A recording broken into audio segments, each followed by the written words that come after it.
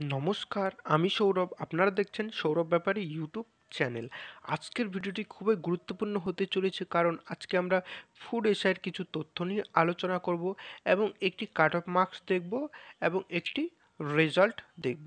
তাহলে ভিডিওটি শুরু করার আগে একটি কথা বলবো, এই চ্যানেলে চাকরি সম্পর্কিত সব রকম নিত্য নতুন আপডেট দেওয়া হয় এবং ফুড এশিয়ার সমস্ত রকম তথ্য নিয়ে আমরা আলোচনা করি। তাই চ্যানেলটিকে সাবস্ক্রাইব করে পাশে থাকা বেল আইকনটি প্রেস করে দেবেন এবং এখানে যে পিডিএফ আমি ইউজ করবো সেটি আমাদের টেলিগ্রাম চ্যানেলে আপনারা পেয়ে যাবেন। টেলিগ্রাম চ্যানেলের লিঙ্ক ডিসক্রিপশনে আছে, জয়েন হয়ে যাবেন। তাহলে চলুন দেরি না করে শুরু করা যাক। প্রথমত আপনাদেরকে psc.wp.government.in ওয়েবসাইটে আসতে হবে এবং নিচে স্ক্রল ডাউন করতে হবে এবং নিচে স্ক্রল ডাউন করার পরে ভিউ অলে ক্লিক করতে হবে। এবার এখানে 2 নম্বর কলমে যে অপশনটি দেখছেন তার ডাউনলোড অপশনে ক্লিক করবেন। এবার একটু অপেক্ষা করবেন, কাট অফটি দেখে নাও।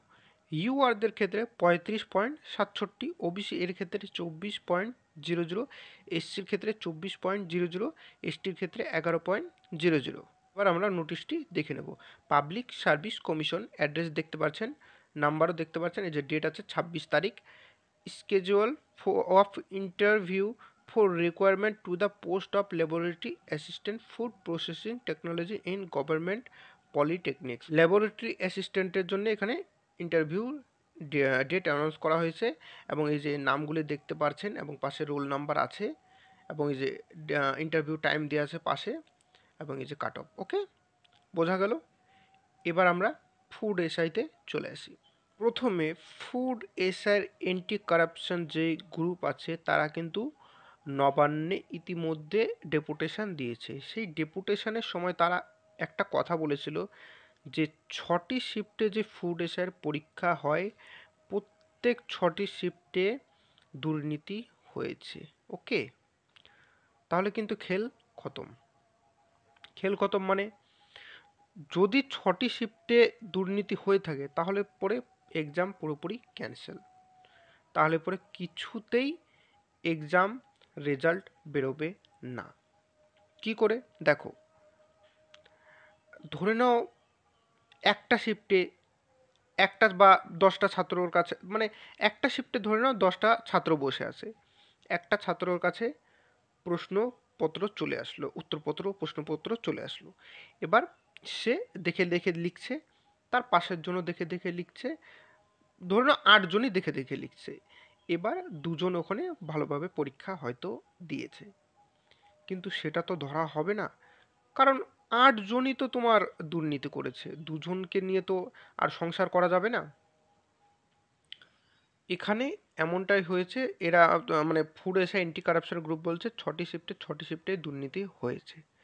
তাহলে পরে আর 2 নম্বর কথা হচ্ছে, ফুড এসআইতে মাত্র 480টি সিট আছে। তো এই 480টি সিটের পিছনে ফোকাস করে কোনো লাভ নেই। তোমরা যারা রেজাল্ট চাইছো, আমি তোমাদেরকে বলছি যে রাজ্যে চাকরি নাই, রাজ্যে চাকরি একদমই নাই। তাহলে পরে এই 480টি সিটের পিছনে দাঁড়িয়ে থেকে লাভ নেই। সামনে ক্লার্কশিপ আছে, মিসলেনিয়াস আছে, আরও অন্যান্য পরীক্ষা আছে, সেসব পরীক্ষাতে ধ্যান দাও। কিন্তু একটা কথা আমি যারা রি এক্সাম চাও তাদের জন্য আমি বলবো যে দেখো, সবই ঠিক আছে, সবই আমি মানছি, দুর্নীতি হচ্ছে, পরীক্ষা ক্যান্সেল হোক, রি এক্সাম হোক, ওকে। কিন্তু একটা জিনিস, এমনি রাজ্যে চাকরি নাই, তারপরে দিয়ে কেস করে যদি এভাবে, ধরো না কথার কথা, ফুডের সাথে কেস করেছো, ঠিক আছে আমি মানছি, ঠিক আছে এটা দুর্নীতি হয়েছে, কিন্তু ক্লার্কশিপেও যদি দুর্নীতি হয় সেটাও কেস করে আটকাবা? ক্লার্কশিপ সেই কবে দেখতে পেয়েছিলাম, সে আবার কবে আসলো, আবার কবে আসবে? মানে সত্যি কথা বলতে আমার নিজেরই মনে হচ্ছে যে এক্সামে আর যাই না। মানে এক্সাম দিয়ে তো লাভ নেই। এক্সাম কষ্ট করে দিয়ে আসবো, তারপরে দুর্নীতি হবে, সেই দুর্নীতির জন্যে আমরা সবাই, মানে সবার পরীক্ষা আটকে যাবে, আবার নতুন করে পরীক্ষা হবে, আবার পরীক্ষা দাও।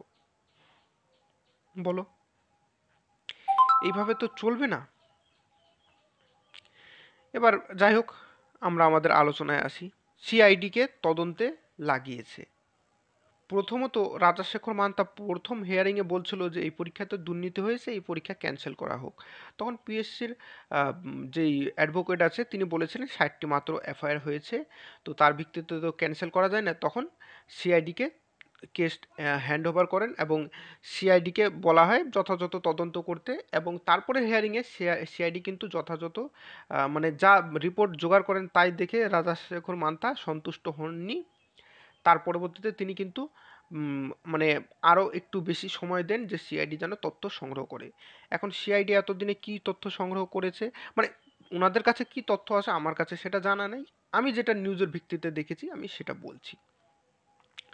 দুজনকে অ্যারেস্ট করেছে, তারা আবার জামিন হয়ে বেরিয়ে গেছে, এবং 7টি এফআইআর, 12টি চার্জশিট, আর একটা ভীমপুরের ঘটনা, এটা কিন্তু মাইনাস হবে।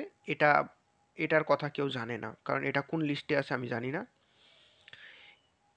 2টি কালপ্রিট, 7টি এফআইআর, 12টা চার্জশিট, এছাড়া কিন্তু আমি এখানে কিছু দেখতে পারছি না। এটা আমার মনে হয় স্ট্রং এভিডেন্স না। এবার হতে পারে সিআইডি আরও কিছু তথ্য জোগাড় করেছে, সেটা আমার জানা নেই। আমি যেটুকু জানি সেটুকু তোমাদের সামনে তুলে ধরছি। এবার সামনে যখন হিয়ারিং আসবে, হিয়ারিংয়ে আমার মনে হয় যে রাজাশেখর মান্তা কিন্তু এসএসসির ক্ষেত্রে রায় দিয়েছিলেন, সরি ওবিসির ক্ষেত্রে কিন্তু পুরো ওবিসি লিস্টটি ক্যান্সেল করে দিয়েছিলেন। ওকে, সেই ওবিসি নিয়ে কিন্তু মমতা বন্দ্যোপাধ্যায় আমাদের মাননীয় মুখ্যমন্ত্রী হাইকোর্টে যাচ্ছেন, এবং রাজাশেখর মান্তা আমার হিসাবে পুরো এক্সামিনেশন ক্যান্সেল করে দিবেন রি এক্সাম করতে।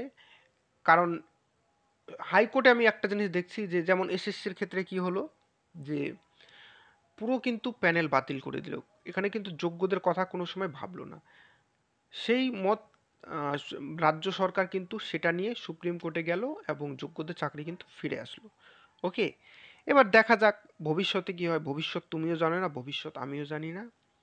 আমরা এখন শুধু একটাই কাজ করতে পারি, ওয়েট অ্যান্ড ওয়াচ। যাই হোক, আমার হিসাবে মানে যেভাবে দেশে দুর্নীতি হচ্ছে, রি এক্সাম ছাড়া আর কোনো উপায় নেই। কিন্তু রি এক্সাম করার পরে সেখানেও যদি দুর্নীতি হয় তখন কি হবে? এই যে ক্লার্কশিপ আসছে, মিসলেনিয়াস আসছে, এখানে যদি দুর্নীতি হয় তাহলে পরে কি হবে? কেস করে সব কি আটকে রাখা যাবে? কি করতে হবে? আমাদের ছাত্রদেরকে স্ট্রং হতে হবে। ছাত্রদেরকে যেমন ছাত্রদের মধ্যে একটা আইন পালন করতে হবে যে কোনো ছাত্র যদি আম এইসব দুর্নীতিতে ধরা পড়ে, তাহলে পরে তাকে পরীক্ষার থেকে ব্যান করে দেওয়া হোক। তার ফলে কি হবে? আরও যে ছাত্র থাকবে তারা কিন্তু দুর্নীতি করতে ভয় পাবে। দেখো, এই যে কেস করে তোমরা যখন কিছু আটকাচ্ছ, মানে কোনো পরীক্ষা আটকাচ্ছ, এতে লাভ কার হচ্ছে? লাভ হচ্ছে কোচিং সেন্টার। আমি কিন্তু কোনো কোচিং সেন্টারের নাম করছি না। কোচিং সেন্টারদের, তারা আরও পড়াতে ব্যস্ত থাকছে। এই যে যত রকম মানে যত লেট হবে, কোচিং সেন্টারদের লাভ, এবং কিছু ইন্ডিভিজুয়াল পার্সন আছে তাদের লাভ। এইটুকুই বলবো। ভিডিওটি অনেক বড় হয়ে যাচ্ছে। আর এই ভিডিওটি যারা ফুড এসআই নিয়ে সিরিয়াস, রি এক্সাম হোক, রেজাল্ট হোক, তাদের জন্যে। আর যারা কোনো আপডেট দেখতে এসছে তাদের জন্যে না। তাহলে ভিডিওটি দেখবার জন্য ধন্যবাদ। জয় হিন্দ, বন্দে মাতরম।